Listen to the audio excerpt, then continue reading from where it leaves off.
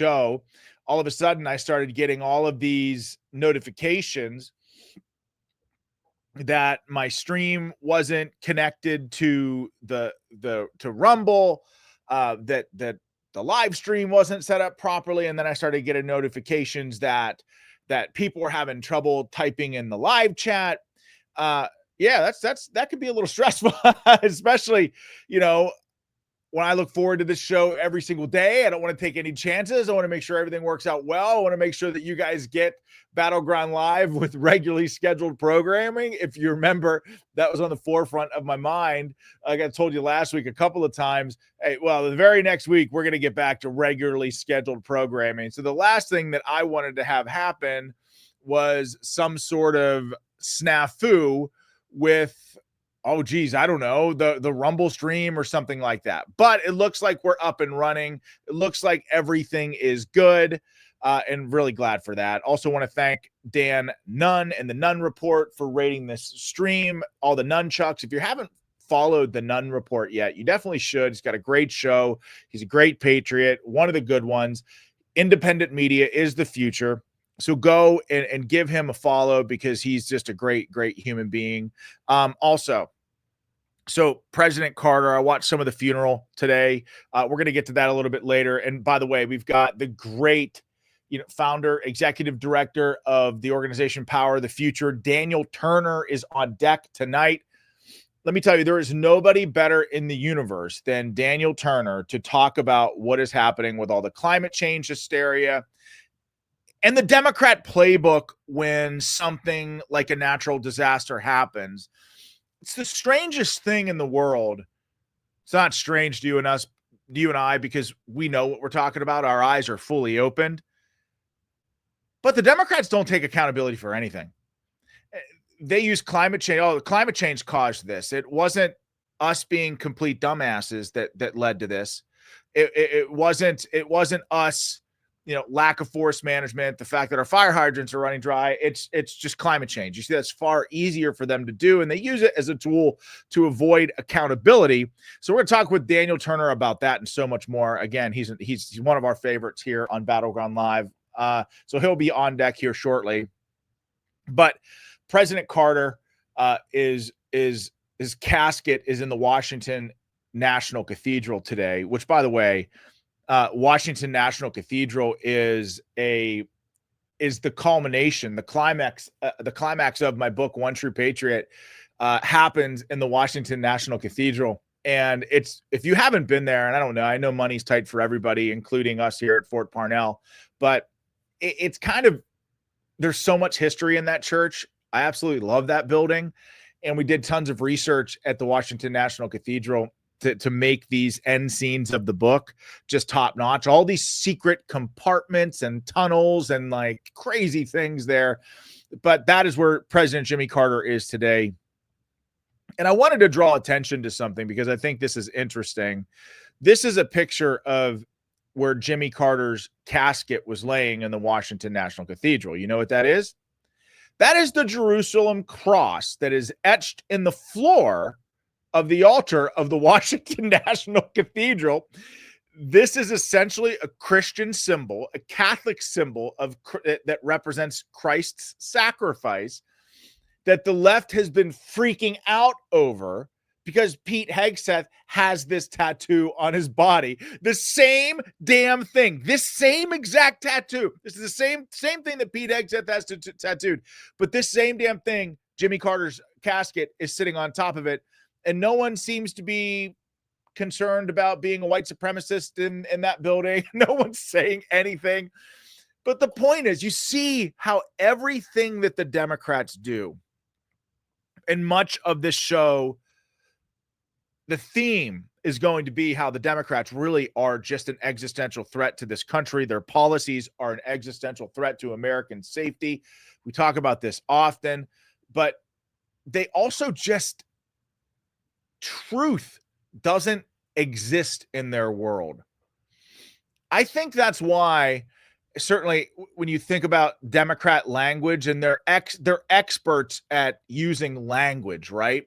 Twisting words, And some, the media will echo those words. And sometimes even conservatives, by the way, will find, I have made mistakes and found myself using their words and not even realizing it. That's how good they are with this stuff.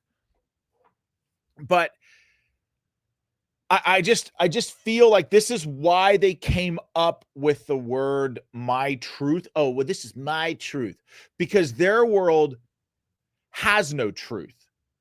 And I think that most Democrats, even if it's on an unconscious level, experience significant cognitive dissonance.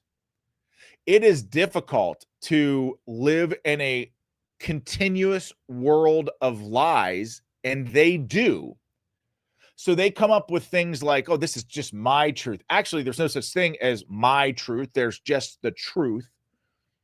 But I think they do that on some level to keep themselves sane, even if they don't even realize it. So couple of vote updates. One, let's talk about the Lake and Riley Act.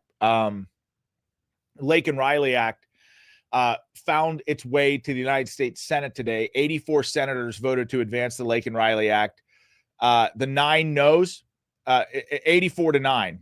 So was the actual vote. The 9 no's, Sanders, Schatz, Smith, Warren, Booker, Hirono, Kim, Markey, Merkley.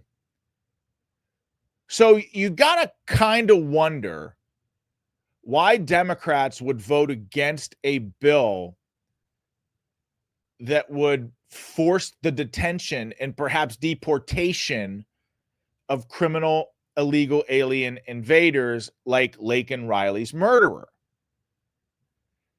Again, just said it, Democrats and their policies and their worldview, well, they are an existential threat to this country and to American safety and welfare. I read a story today about a California man found dead with a hose in his hand trying to protect his parents' home that they owned for 55 years. That really shook me. And I've seen really terrible, horrifying things in my 43 years on this earth. I've seen human beings do terrible things to one another. And all the while, it seems at home, I talked a little bit about what it means to have a home and how it's synonymous, I think, especially in America, with the American dream. You've got pictures, you've got memories, Christmas mornings, pictures of dead loved ones that hang in the home. Homes are more than just brick and mortar, so to speak. And I just feel like the Democrats are just not taking this seriously from Biden on down. And ultimately, I think this will just wake more Americans up to the danger that they pose to this country and American safety. But the reason why this man was found dead with a hose in his hands trying to protect his parents' home that they owned for 55 years is because the government was so inept and so unprepared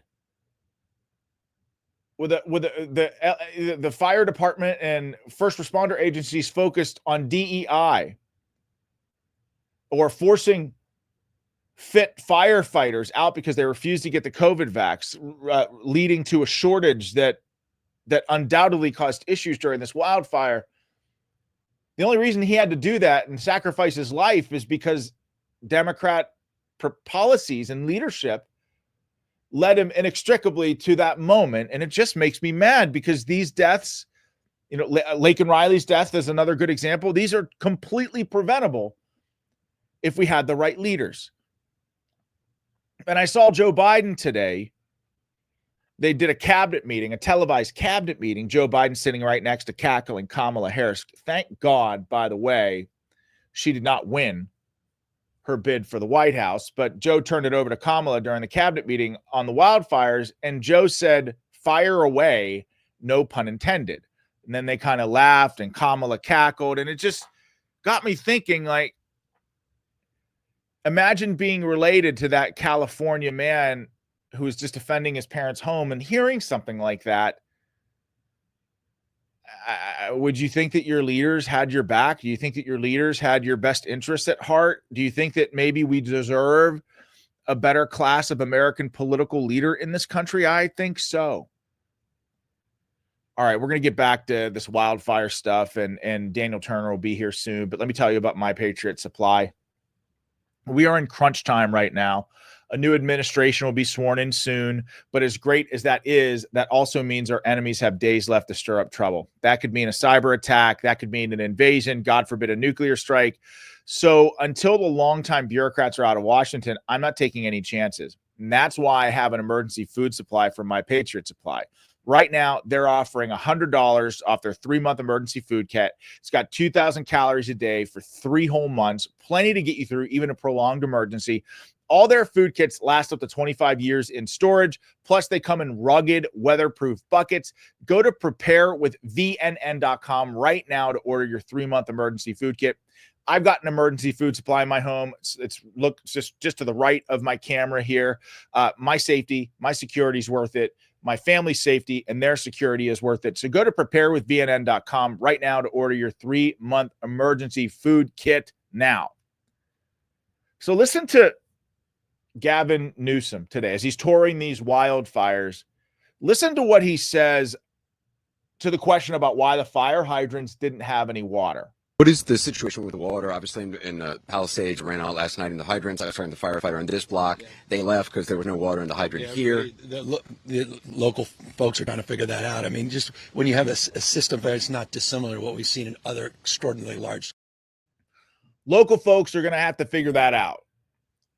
So to me, as someone who has, been in the military, been a platoon leader in combat, and then company commander thereafter, or even maybe even an executive officer in between, one thing that's drilled into you as a young officer is that you are responsible for everything that happens or fails to happen under your command. I look at our political leaders, whether they're Democrats or Republicans, by the way, at any level, local, state, or federal, through that same lens.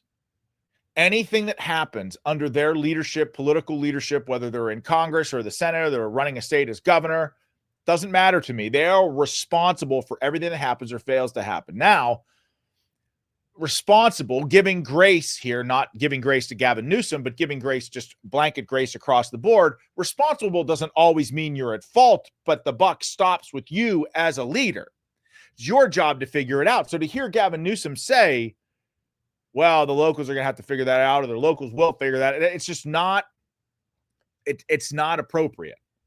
Because the locals, I mean, the calcified bureaucracy in the uniparty out in California is such that no local member of any government out there can do anything without a permit from the state. So it's like one big corrupt self-licking ice cream cone out there. And let me tell you something else. President Trump has been relentless about this, going after Newsom, going after Karen Bass, who's the mayor of LA, who was in Africa at the president of Ghana's inauguration at the time while her city burned.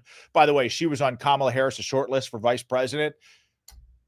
Somehow, I mean, she is 1,000 times worse than Tim Walz, if you can even believe that. But these people are incompetent at every level, and President Trump is calling it out, just saying, hey, you're accountable. Do something, do better, do anything. President Trump now is calling for the reservoirs up in Northern California to be opened up to let water flow downstate to help put out some of these fires. I mean, innovative leadership and strong leadership during times of crisis can be the difference between life and death. And the media, certainly the corporate media, the liberal media, and these Democrat politicians are attacking President Trump for politicizing. I mean, do you ever notice that the very people, these liberals, whose devastating liberal policies directly lead to these, for example, wildfires in California, they never want to politicize anything that they themselves were in charge of. And when President Trump calls them out, they balk at it, but he is absolutely right.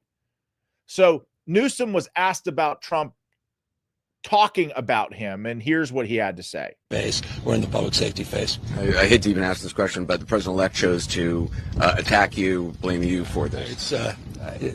One can't even respond to it. I mean, people are literally fleeing. People have lost their lives. Kids lost their schools. families completely torn asunder, churches burned down. This guy wanted to politicize it. I have a lot of thoughts, and I know what I want to say. I won't. I stood next to a president of the United States of America today, and I was proud to be with Joe Biden, and he had the backs of every single person in this community. Actually, he said, on the good news front, I became a great grandfather today. I mean, no BS. That's what Biden said. I mean, so you see the Democrat playbook. Their policies lead to these horrific natural disasters. The fact that they're utterly incompetent at every level. I mean, ultimately their incompetence led to this stuff, but then their incompetence is in charge of the cleanup or navigating what is a natural disaster. And anytime anyone tries to hold them accountable, they play the victim. This is their playbook over and over and over again. So we got Daniel Turner now. He's the founder and executive director of Power of the Future. And my good buddy, Daniel Turner, welcome, my friend. How's it going? Yeah, it's great to be with you, Sean. Thank you so much. Okay, so I just want to jump right into all of this craziness with you. I feel like I did a similar show at this time of year last year, probably last year, about the wildfires in Maui. And it was many of the same issues of just basically Democrat uniparty rule, whether it's, Hawaii being an island surrounded by water. I mean, they had the same issue with access to water during the wildfire. They had the same problems with, brush removal or forest management. They had the same problems with above ground power lines that should have been buried, especially in high wind areas. Yet they consistently reject this stuff, preferring instead to cut the budgets of our first responders and firefighters and sacrifice everything on this perverse, sick altar of diversity, equity, and inclusion at the expense of everybody's safety, and then act like the victim when something like this happens. It's getting to a boiling point with me, my friend, that it just seems like it's the same damn playbook over and over and over again. And I'm just wondering and hoping beyond hope that people wake up to it out there soon and kick all these idiots to the curb. Yeah. It's a lot to take in, because you see the images and the level of destruction. We haven't even begun to see how devastating it's going to be, and it's tragic. But it's also genuinely angering, and I don't care. Yes. Gavin says, like, you're politicizing this. Let's politicize it, because your party has been in control of California for decades, and not just slight control, like complete, unabashed, unapologetic leftist control. And you say it's going to be the playbook for the nation, right? California's green policies are leading the nation, and they are very proud of it. Well, when you put all these green policies in play, this is kind of what you get, right? When you put smelt above water for reservoirs and hydration, it's still illegal in Los Angeles. Explain to us what that is. Like the smelt is like the fish thing, and I guess there's some EPA regulation to explain that to us. This is the abuse of the Endangered Species Act, right? And so this is where Congress needs to do a good job defining laws more carefully, and also what the Chevron deference case was at the Supreme Court. When it's not well defined, we have left it up to the agencies to define it. But when you get bad operators like the Biden administration in charge of these agencies, they define it crazy. So the Endangered Species Act, right? Well, of course, we don't want to see animals go extinct. The smelt is not going extinct, but maybe the smelt in this one little part of California is disappearing. So they use the Endangered Species Act and say, therefore, we have to shut down all of these reservoirs. Gavin Newsom's trying to knock down 6 dams throughout the state to close even more reservoirs or open them because of smelt and because of salmon. Well, we don't have a salmon shortage. Maybe there's a problem in this one particular area of California where there are fewer salmon. But you know what? There used to probably be coyotes in downtown Pittsburgh. Yeah. But then people moved in. That's right? true. That's true. And the coyotes moved out. And that's just, is it good? Is it bad? That's just progress. And so they use the Endangered Species Act. And so, so they've stopped. Smelt is like a fish that's this big. It's like Yeah. Ridiculous. And again, there's smelter everywhere, but in this particular river of California, they've abused the Endangered Species Act, and therefore we have a lot of water problem. And Trump is absolutely right. California's got a ton of water. The drought in California, and it did have a drought, no doubt, and lots of places in the world go through drought. We had a dust bowl in the center of the country for a decade, right? The drought in California ended in 2022, but it is still illegal to water your lawn in Los Angeles. So people don't water their lawn. And so your lawn is dead. And a lot of people didn't rip up the dead lawn. They just left dead lawn. And so you've got dead lawn and dead trees and dead branches. It's illegal to remove fallen trees because, again, they claim that fallen trees become habitat for chipmunks and squirrels. And are you kidding me? Are you serious? Like it's actually illegal. So absolutely. It's illegal to do forest management. Absolutely. Because this is part of the go nature, right? This is what Justin Trudeau did in California. And remember 2 years ago, the fires that we saw in in Canada. And remember 2 years ago, the fires that we saw in Canada, that all of New York was under smog because same deal, right? We're going to go natural. And by going natural means we're not allowed to clear. We're not allowed to remove brush. We're not allowed to move fallen trees. But so go natural. That's awesome. But nature is brutal, right? So what we're seeing with the forest fires in California that is nature. And what allows humans to, as the Bible says, right, like subdue the earth, what allows humans to do that efficiently are fossil fuels. So when nature is given its course, it is tornadoes and hurricanes. But when man is allowed to build, we build hurricane-resistant buildings, and we build water walls, and we build remediation systems like irrigation. But what we're seeing in Los Angeles, those fires, that is nature, and nature is brutal. And so we're allowing it to be natural, and this is the result. We cannot coexist with nature. Nature will always win. So do we decide we want to let humans win, or do we want to let nature win? Well, nature's winning now. How's it going, California? I mean, all of Pacific Palisades is pretty much gone. I mean, it's really unbelievable the level of damage and incompetence that led to this. So the fact that it's illegal to do any sort of forest management with, which essentially leads to these insane wildfires when coupled with high winds. And by the way, I should also say, an enemy, a global enemy with an open border and facing an asymmetric threat, they know that these moronic liberal policies, they know what they can and can't do. And I mean, do they weaponize them against us using natural disasters or using scenarios like this? There have been stories of people lighting fires all throughout California through Los Angeles to make this worse, right? And it's like these Democrat leaders, and I use the term loosely, like Gavin Newsom, takes zero responsibility for this, and I mean none, and in fact plays the victim. And then Karen Bass, not even in Los Angeles when this goes down, and she can't even hold a basic press conference or read a website. If you need help, go to URL. I mean, this is no bullshit, man. Yeah. How is it? So what's your take on this, like this MIA, Democrat leadership? I mean, because it really is, they really are missing actually it'd be better if they were just missing in action. Oh, yeah, absolutely would. I'm not an anarchist. I clearly don't like big government. I don't like strong, powerful federal government. But there is a role for government, and our government does basic core functions very, very poorly. And you can especially point to Democrats because they control most of our major, if not all of our major cities. And what's a major city that's successful right now? Anywhere in the country, right? That is not crime-ridden, homeless-ridden, filth-ridden.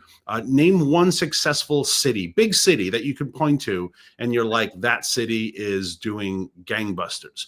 All of our cities are completely falling. And so what we've done is we've started these popularity contests where we elect people on immutable characteristics of race and gender. Karen Bass is historic.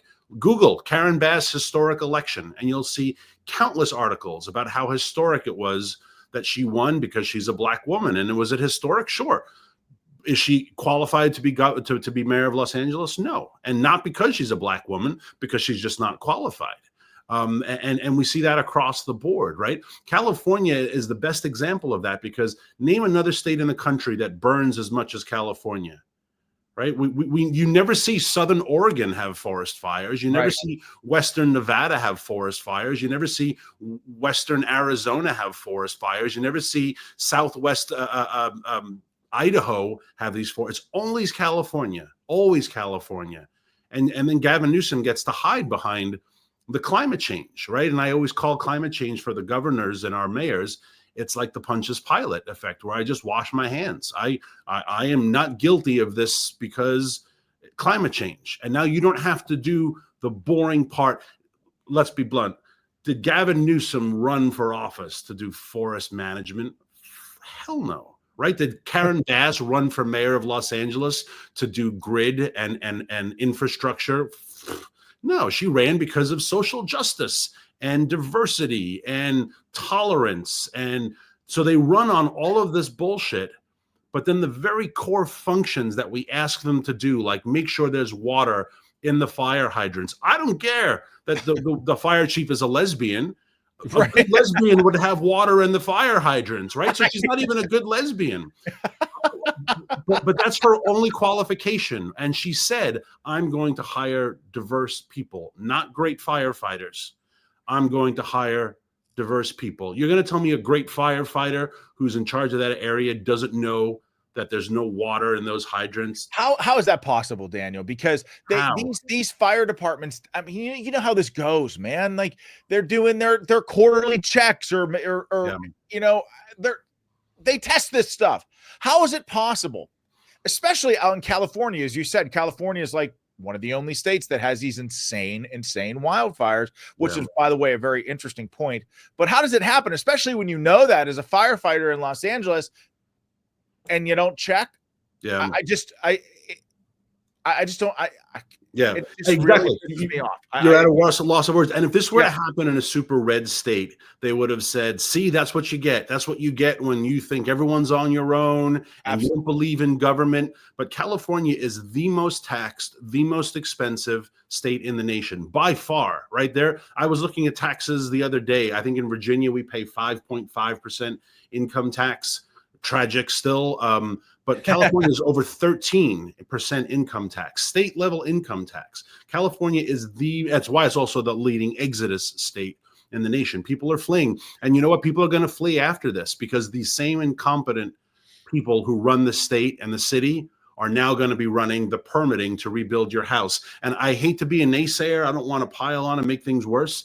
But wait till you see the push of the environmental left to say, you know what? Maybe we shouldn't rebuild those houses. You think that's going to happen? Fuck yeah. Can I say that? Hell Absolutely, yeah. Can I encourage it? Yes. 100%. Those houses on the water in Malibu, they're going to say, you know what? It has gone back to nature. And are you serious? You think they're really, you think so? There's going to be a huge fight to say we're not rebuilding, and you're not allowed to rebuild because this is what we've done by destroying nature. That's how insane these climate people are. And it's going to be decades. I mean, look at the permitting process to try to build a shed in your backyard, not yours or mine, because that's where we live in the country, right? But in places like Pasadena, you want to change the shingles on your house. Whoa, look at the permitting process you got to go through. Now you've got 5,000 people who need to get permits. Good fucking luck. You know? Just look at the incompetence that run the city. Again, they don't know there's no water in the fire hydrants, right? Yeah. And there's so many things. Sean, I could talk about this till I'm blue in the face. What would your electric vehicle have done? Oh, right? I mean, that was going to be one of my follow-on questions. And, you know, California is doubling down on all this stuff and saying zero gas-powered vehicles by 2035.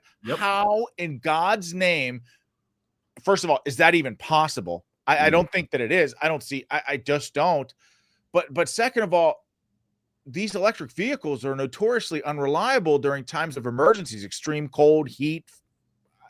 It's crazy. What if you just didn't charge it?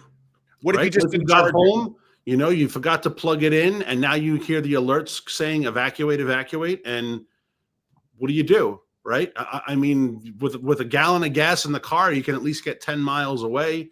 and that's all you need to go is 10 miles with a dead car, what do you do? Right? So your electric vehicle would have been absolutely useless. Again, there's so many things converging at this one moment of bad policies, green policies, incompetence, DEI, the climate nonsense. Like that's all, and this is it. California is their mecca. California is their gold standard of how these policies work. Fuck, just a week ago, Gavin was talking about Trump-proofing the state because we are so great. We are going to stand up to Trump. I'm so glad that you brought that up, because in the California legislature today, do you know what they were doing? They were appropriating funds for legal fights to challenge Donald Trump. Yeah, it is just a dereliction of duty of the highest order. It's just like incomprehensible to me that anybody could think like this, yet Democrats do, and it's fair. It happens almost at every level. I mean, like you said, Gavin Newsom, Karen Bass, Kamala Harris, Tim Walz, they're all the same to me. They really are. They're essentially interchangeable during these times of great crisis. They're all just perfectly useless in almost every single way. And I do think it's because they're just completely steeped on this, insane Marxist DEI, like virtue signaling crap, but while they're focused on that, there's no water in the fire hydrants. And, I just, it's crazy to me. Yeah. And at the federal level, they've always been able to blame the other guy, my predecessor, right? Obama blamed Bush, Trump blamed Obama, Biden blamed Trump, right? So there's always, since we flip parties, especially historically now, we've been flipping every election, basically. We flip party. Yeah. I mean, since my whole life, right? We go to I think, when was the last time the continuity of a party was Bush after Reagan, right? Was the only time that we went 12 years of the same political parties. Otherwise, flip. But California hasn't done that. It has been Democrat after Democrat after Democrat, more and more to the left Democrat. And Gavin Newsom did to California what Kamala Harris did to the border, right? And we all watched it. We all witnessed it. And we're being told, like, don't believe your lying eyes. Everything is great. Gavin Newsom is saying this is all climate change's fault. Kamala's telling you the border is safe. The bullet we dodged in November, it cannot be more salient right now, because Kamala is Gavin Newsom, and these policies would have been cemented further in place if she had won, and pretty soon all of America would be burning like California. I think you were on with Jack Posobiec yesterday, where you made the point about Karen Bass being at the presidential inauguration in Ghana, Africa, while her city burns. Weren't you? Who among us is not at the president of Ghana's inauguration? Who? Perfect role for the mayor of Los Angeles. Right? Why is she even there? Why is it even appropriate for her to be there? No, I don't get it. The Japanese emperor is going to have root canal. It's like, well, I guess the mayor of Buffalo has to know. It's like, makes no sense. It's insanely random. I don't even understand it. It's like, it really is. But you made a parallel point about, or you drew a contrast between that and the left and the media's reaction to Ted Cruz being, I think, on vacation with his family in Cancun during that terrible ice storm. Yeah, and that ice storm kind of did come out of nowhere. It's not like these fires that she had been briefed on before she got on a plane. Some of the earliest speculation is that these fires started on New Year's because of fireworks. And there was a point on New Year's Day that these fires were a few hundred acres in size. That you say a competent mayor and a competent team could have said, all right, we're heading into Santa Ana wind season. We can squash this thing now, but they didn't. So aside from that, they started off very small, but the ice storm really did come out of nowhere. And Ted Cruz was with his family on vacation, and Texans all of a sudden woke up to a day and a half of sleet and rain that froze all the wind turbines and closed the electric grid. And 47, I think, people froze to death in their homes. And everybody blasted Ted Cruz for being out of the country when it happened. And the stupidity of that even is not just the timing, because of course he didn't know an ice storm was coming, but the stupidity is that a U.S. senator has no state authority, right? Like, even if he had been home what is he going to do? It's kind of what annoys me whenever like these senators get on TV, you know, it's like, it's like, you don't have anything to do. Like, go back to DC and do your job at the federal level. You're not the governor or the mayor, but she is the mayor, right? Like, this is her responsibility. And she knew that this was going to, she was briefed before she got on a plane that this was going to be bad, but she still went to Ghana. Again, further proof there's no such thing as climate change, because who gets on a plane to go to Ghana from Los Angeles if there's a climate crisis? Fuck, Biden, why was he in Los Angeles? Not to greet the firefighters. He was there to see his great-grandson or daughter. He didn't remember which one it was.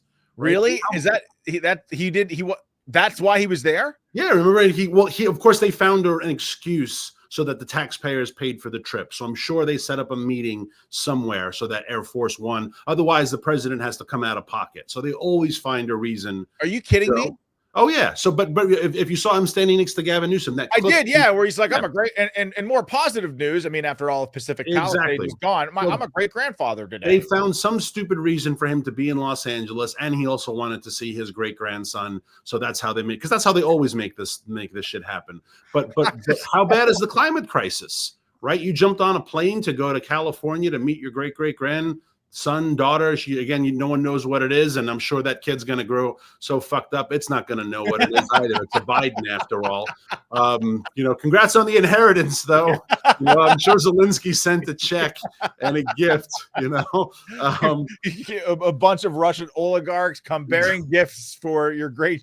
Maybe Uncle Hunter gave him one of his shit finger doodles, right, with all the splotches, and maybe a diamond that he got from the CCP. Exactly.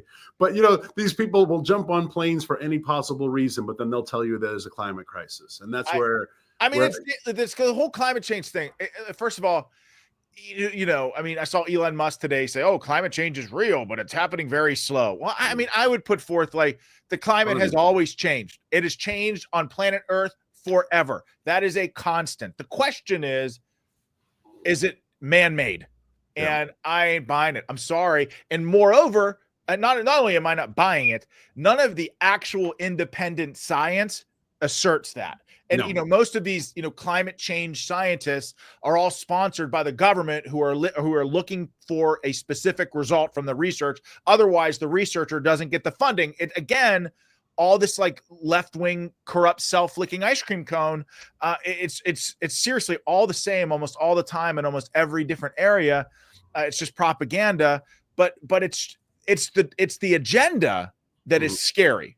Just like they use the agenda to escape accountability, so too do they use the climate change agenda to exert total control over all of us. Exactly. And again, further proof that they don't believe the climate agenda is even real is that if you were the governor of California or if you were the mayor of Los Angeles and you deeply, deeply believed climate change is real, then what steps are you taking to climate change proof the areas of your jurisdiction? Absolutely. Freaking Al Gore has a carbon footprint the size of Portland, Oregon at one of his mansions. He doesn't give a shit. Yeah. And so the people who really believe something, preppers, whatever, they take action, right? Like, I believe they're coming, so I have ammo and guns and food, and I am prepared, because that's fine. You believe it, but I genuinely believe you believe it because you're taking preparatory action. If Gavin really believed climate change was real, then where is his master plan to say climate change is real, it's going to come for us, but I am going to be fucking ready because I know we have fires and strong winds in California. There were no plans. So that's just, again, what I hate about the left is they just sit there like the victims. It's one of the reasons why watching Carter's funeral early, I've done some media on him recently. One of the things I hated about him was when the OPEC embargo happened and he was like, well, I guess we have to start rationing gas. Like, we're always just passive recipients of other people's bullshit, whether it's dictators, whether it's Iran, or in this case, it's climate change. Climate change is coming. Nothing we can do. We just got to sit here and take it. Cowardice, weakness, fecklessness. You can't hate these people enough. You know what? That is such a great point. And, Jimmy Carter, not to speak ill of the dead. That's not my intention, but he was. Well, wait. Well, he was saying, he's like, he was like a big climate change guy, even way back then. And you're absolutely right. This whole Obama, with Obama, oh, we're leading from behind. Like, what? How does that even remember that? Like leading from behind in his apology tour. That this is, a core principle of liberalism is that we're just passive in the world. And then you juxtapose that to Trump, who's not even in office yet. I think we got like 11 days now. And this guy's like, yeah, we're going to acquire Greenland because it's strategically important and maritime shipping in the Arctic. Russia ain't going to have that. Yeah, Canada, Russia and China are a threat in our northern hemisphere, and Canada doesn't have the military budget to protect themselves. So maybe you should become the 51st state. The CCP controls the Panama Canal, and you know what? That just ain't going to cut it. I mean, he's just like, it is just like one. I just like it. I mean, he's just basically sending a signal to the world, regardless of whether or not Canada becomes the 51st state. To me, it's more of a signal, like, you don't get to F around anymore with America, and I appreciate that. Absolutely. Yeah, and it's why the left hates toxic masculinity. It's why they hate two genders, right? They hate anything that is true. Interesting. It's anything that is true. Why? Where did this come from? The left was supposed to be the classical free thinking. The classical liberalism is about tolerance and free thinking, and I don't understand it. Yeah, and this is a moment again. What's happening in California is tragic, and we have to help. These are our fellow Americans, but this is a moment for the right to not point fingers with mock or ridicule, but to point fingers and say, this is what the left does. This is what they do to our cities. This was also the theme of the November election, right? And when Kamala would say, we're not going back, and the voters were like, yeah, I kind of want to go back to the Trump days, right? Yeah. This is what we need to see in my home city of New York, which is just an absolute shithole, right? Tragically, and it's also what the left, Jesse Kelly talks about this the most, and he wrote a whole book on it, right? The left, the communist, what it does is they take what others have built and they just destroy it. They didn't build Harvard, but they got in and they filled it with their evil and they fucking destroyed it. They didn't build Los Angeles, but they got in and they destroyed it. They didn't build the Boy Scouts, but they took it over and they fucking destroyed it. They didn't build the military, but they got in, they wore their little weird masks and they are trying to destroy it, and your buddy's gonna save them.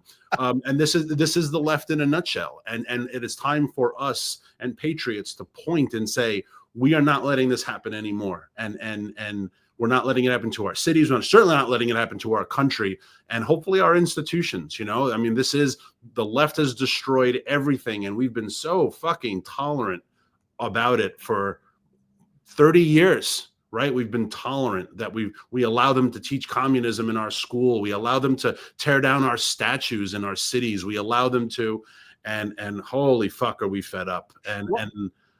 Daniel, this is fascinating to me because, yeah, you're right. Jesse Kelly does talk about this stuff a lot, but why does the left, I guess the core question is, why do they do this? Is it just all about control and power? And I probably answered my own question. Yeah. So twofold question. Why does the left do this? And the back part of that question is, how do we commie proof the Boy Scouts of America, Los Angeles, the United States military? How do we look, not just, because you said yourself, and you're absolutely right. I mean, at least at the federal level, there's it's back and forth, Yeah. Bush, Obama, Trump, Biden, Trump. So there's always like this pendulum swinging back and forth at the federal level. So and the Democrats actually do a good job at this because they get these little commie infiltrators at every level. So even when a Republican administration comes in, they still have these deep state commies that try to stifle a Republican agenda. How do we do that, I guess? Yeah, the first part, why do they do this? It's definitely power. They have to infiltrate because they're incapable of creating anything. Creating takes work, it takes vision, it takes skill. And they don't create. That's why they love abortion. Also, they don't like creation. It's just easier to infiltrate and take over. And how do we do it? We do it by the virtue of intolerance. And our parents used to be very intolerant, right? Like think back, and I know I'm a little older than you, but we're kind of the same age. Yeah, we are. But think back to TV shows where something would come on and your dad would flip and he'd put his hand over your eyes or kick you out of the room and be angry that this was on intolerance. Like, we're not tolerating that. Or you said something wrong. You know, eventually you start cursing in front of your dad, but not when you're a certain age. Yeah. And your dad just backhands you, right? Or you smack talk him and he backhands, like, intolerance. And I think they've used, the left loves to use our virtues against us. It's why the climate people always begin by saying, of course you want clean air and clean water. Don't you fucking put me in that box that I don't want clean air and clean. You're taking your virtues and using them against you to make you buy onto their agenda. I think what we need is complete intolerance. We need intolerance. We need patriotic intolerance, right? We need to be intolerant of people who are not American in America. We need to be intolerant of people who are not military material in the military. We need to be intolerant of people who are not patriotic, who hate this country. You remember when Hillary, back in the day, when she said the greatest form of patriotism, dissent is the highest form of patriotism? That should have, right there, intolerance would have put her in her place for forever, but it didn't, because we were like, well, what she's trying to say, and we try to explain. So I think we have to take back what is rightfully ours and be ruthlessly intolerant. Man, I you know what, man, that is very, very great insight. And I think there's something to that. Why McCarthy got so excoriated, because he was so good at it. He wasn't going to tolerate one communist in the country. And then they were like, you have to tolerate some communists. And he was like, no, I don't. You know, so a lot of people joke like the only thing wrong with McCarthy was he didn't go far enough. Yeah. You know, but what's funny is that back then Hollywood was filled with patriots that were fighting against the commies, and then now Hollywood they're all the commies. Yeah, exactly. Yeah, they're all like the Hollywood folks are all commies. Yeah. And Daniel, people are going crazy, man. People are saying, like, people are throwing Rumble Rant tips in the live chat. Demanda says, we love Daniel Turner, keep bringing him back. Dory tipped in the live chat, says, we are digging Daniel, have him come back weekly. G Fontes, thank you everybody for the Rumble Rant tip. It 100% goes back into the studio, but people are loving them some Daniel Turner. Well, thank you. I love being on your show, and you got a great audience, and we need to find each other and support each other, because we won the election in November because of this, and we can win back everything, but we just need to build our community again. So so to the last question I'll ask, and I promise I'll let you go, because I'm fine. So we won the election, right? And in an historic fashion. But now you have Biden cramming through all of this insane bullshit that is clearly not consonant with what the vision of the American people is and what the mandate that they gave President Trump when he won. Yeah. One of the things that Biden did inexplicably was ban offshore drilling. Like, clearly that's not what the American people wanted, right? Mm-hmm. And then Trump had to come out and say, well, I'm undoing all of that on day one. I mean, do you have any insight into that? Like, is that really going to like, if Biden does ban it, are these companies going to have to completely stop doing it? And are they going to be able to spool back up right away when Trump gets in? Yeah. Well, it's why I'm in this awful hotel room. Background. Wait, where are you, by the way? I'm in Washington, D.C. I'm in D.C. talking to elected officials about this very issue. But I do wear a tie for them. I took it off for you. Okay, so wait, pause there before you answer the question. So you're in D.C. talking to elected officials about this question. So I guess it was a pertinent question, but Absolutely. You shaved the beard. You shaved the mighty, mighty beard. I did. I know. Just flat out, someone was like, you got to get rid of the beard. And when the right person tells you that, you're just like, well, there you go, you know? So the beard disappeared. Yeah. But yes, I'm in DC to talk to elected officials about that. So what Biden did is the Outer Continental Shelf Act of 1953. Right, it does give the president the authority to set waters aside on our borders, our waterways, right? Atlantic, Pacific, Gulf, Arctic, etc. The problem with the law is that it gives the president the provisions to put land in, doesn't give him the provisions to take land out. So that's why Biden's saying, I'm going to do this and no one's going to be able to undo it.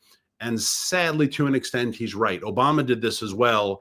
And Trump reversed it and immediately went to the courts, and the courts sided with the law. It's a fix because we just have to legislatively change the law. And that's why we're here in Washington, D.C. This is not an insurmountable goal. But just the way Karen Bass and Gavin Newsom like to talk about equity and social justice and not water in the fire hydrants, sadly, a lot of our elected officials like to talk about equity and togetherness in Ukraine and not do boring things like fix the Outer Continental Shelf Act of 1953. So part of Power of the Future's job is to hold people accountable and hold their feet to the fire to say, like, this is what we need from you. There's not going to be an immediate economic feel because we're not drilling in this land anyway. So it's not like things are coming off like being denied us, but we don't know what value we're leaving on the table, right? Because we haven't been able to explore there. And people like, well, maybe there's nothing there. Here's where it becomes tricky. We know there are things there because yes, there's American waters, but then you cross that imaginary line and you're in international waters, and Russia is operating in the Arctic. China has the largest oil platform in the world, and it's in the Gulf of Mexico. In international waters, but it's in the Gulf of Mexico. And so they know there's shit there. They know there's oil. They know there's gas. They know it's worth drilling. Only America now is prohibited from it pisses me off so much because here's another damn good example of how we willingly handicap ourselves while our enemies capitalize on this weakness. It just drives me insane. Yeah. Drives me insane. It's a policy. If Biden and if Putin and Xi had created our energy policy, they couldn't have written a better one that is more favorable to them.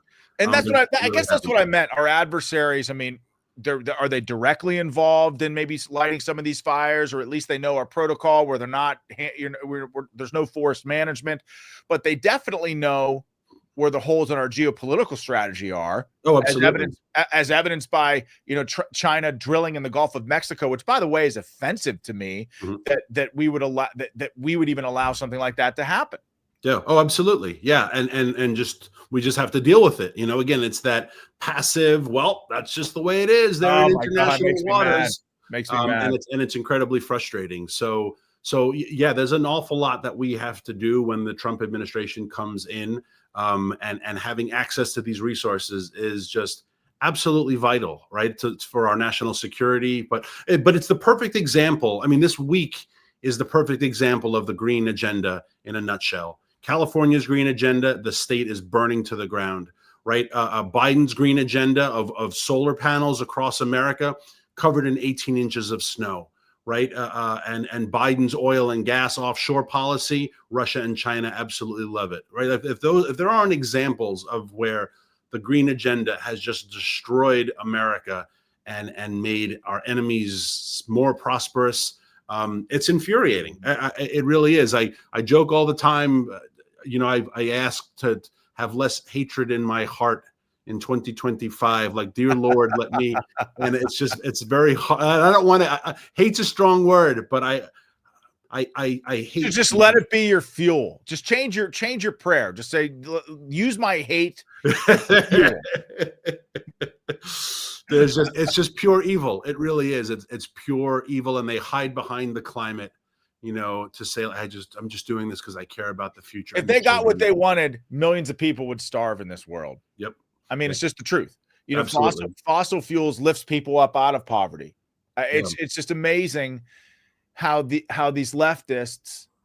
I mean, this is why I say all the time, and maybe some people think it's extreme, but when Democrats, especially in their policies, are an existential threat to America and Americans' safety. I just believe that. And look what's happening in California, and look what China drilling in our Gulf of Mexico. Yeah. Craziness needs to stop. Biden just gave the Presidential Medal of Freedom to Jane Goodall, who a lot of people know as like that nice old lady who teaches monkeys how to play the piano or something, right? Like whatever, like her primate knowledge, I'm sure, is fascinating. And it's cool that she lives in the jungle and plays with the monkeys. Like, that's good. Do what you want. But Jane Goodall's policies are genuine evil. And I tweeted this a lot while she was receiving the award. Don't let the little old lady act fool you. Like, she is, her policies are evil. And she talks about the need to return to the 18th century population to get the 18th century climate. And that's 80% of the planet dying. And she says, and we need to put in place policies to return to that size population. Who should die, Jane? I'm sure not you, right? Yeah. Like, I have more respect for the climate lunatic who lights himself on fire, right? Like, I at least respect that guy. He's fucking crazy. But like, several of them do every year. They light themselves on fire for climate change. Awesome, buddy. One less lunatic on this planet. Jane's not going to do that. But she's going to advocate for policies that 80% of Black and brown people, like, she doesn't want the third world to exist. She doesn't want development. She wants 80% of the world to die so that she can live in the 18th century climate. And Biden gave her an award, and we call her like a visionary, and she just cares about the earth. She's fucking Hitler without an army. Her policies are just as eugenic. They're just as misanthropic. They're just as diabolical. She just doesn't have the power to implement them. But she is an evil old lady, and we give them awards. So he comes. My anger is starting to get to me. It's insane. I completely agree with you. Jane Goodall. Hopefully she hears some of this one day and she's like, I don't like that man very much. But nasty old evil woman. Disgusting. Why is a Brit getting a Presidential Medal of Freedom? I mean, it shouldn't be for America. Oh, yeah.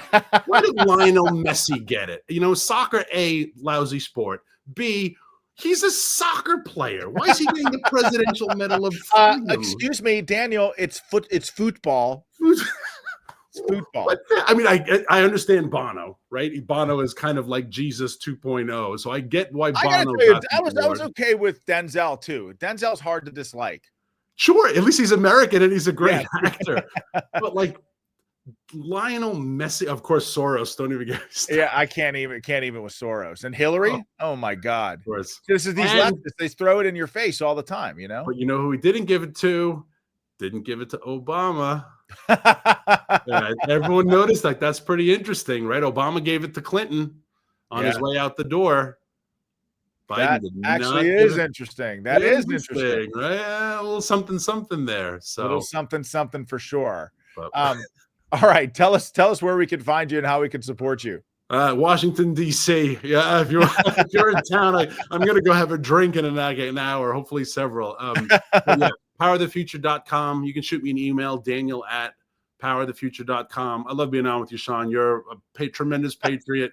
You do so much good for the country. You make the world a better place. So thank you, brother. Oh, Daniel, you're the best, man. Best of luck in Washington, in the swamp, trying to talk sense into those politicians on both sides of the aisle. Everybody that's out there watching, support this guy, support Power of the Future. It's a great organization. Thanks, my friend. See you soon. God bless. All right. That's Daniel Turner, one of the best guys in the business to talk about climate change and Marxism and commie leftist Democrats. Just an amazing guy. Make sure you support Power of the Future. Make sure you support Daniel Turner. Okay, let me tell you about the Wellness Company. Everybody knows the next medical crisis is just around the corner, whether it comes in the form of a pandemic or something much more mundane like a tick bite. You and your family need to be prepared. That's where the Wellness Company comes in. The Wellness Company and their doctors are medical professionals that you can trust, and their line of prescription medical kits are the gold standard when it comes to keeping you and your family safe and healthy. Whether it's the medical emergency kit, which is this bad boy here. Now they have a cool tactical version of this, but everything comes right in here. It's a pretty damn cool thing. Like all these antibiotics, antifungals, antivirals, all right here. It's good to have this stuff on your person in the event of an emergency. You know, I mean, just you end up if there's a disaster, you can't get to your pharmacy's locked, closed, whatever. Antibiotics, antivirals, antifungals, this stuff could save your life. So invest in your family's health and safety, from anthrax to tick bites, from COVID to the bird flu, from a trip to the beach to a trip overseas. The Wellness Company has a prescription kit designed to keep you and your family safe.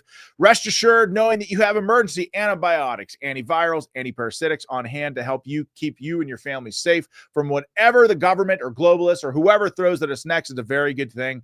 All you've got to do is go to twc.health/battleground today in order. That is www.twc.health/battleground today, and you'll get 10% off of your order. Okay, folks, I hope you liked Daniel Turner, G. Fontes, Dory, everybody that threw a Rumble Rant tip. Demanda, thank you. I like the idea of Turner Tuesdays. I really do. Daniel Turner's legit. He's a good guy. As always, folks, God bless you all. I got a call from my daughter just before I went live. 10 minutes before I went live, she had just left her basketball game. She was having just a great day. You could see it all over her face, smiling, beaming. She did great on this standardized test that she had. Finally, for the first time, her coach started her during the basketball game that she had today, which is amazing. I mean, this is my daughter who had never played basketball before in her life, took a risk as an 8th grader, walked onto a team, didn't think she'd make it, but made it. And then, got into games a little bit here and there, but today she actually started. Super excited about that. And she won an award for a poem that she wrote, a state award for writing, which is kind of amazing. Coming from a knuckle dragging guy myself with 5 books. I'm not the smartest guy in the world. Certainly Emma's a heck of a lot smarter than me, but congratulations, Emma. And folks, on your way out the door, make sure you smash that like button. That little, I got to get this right or people get mad. That little gray thumb button beneath the video that turns green when you smash it. Go ahead and smash it.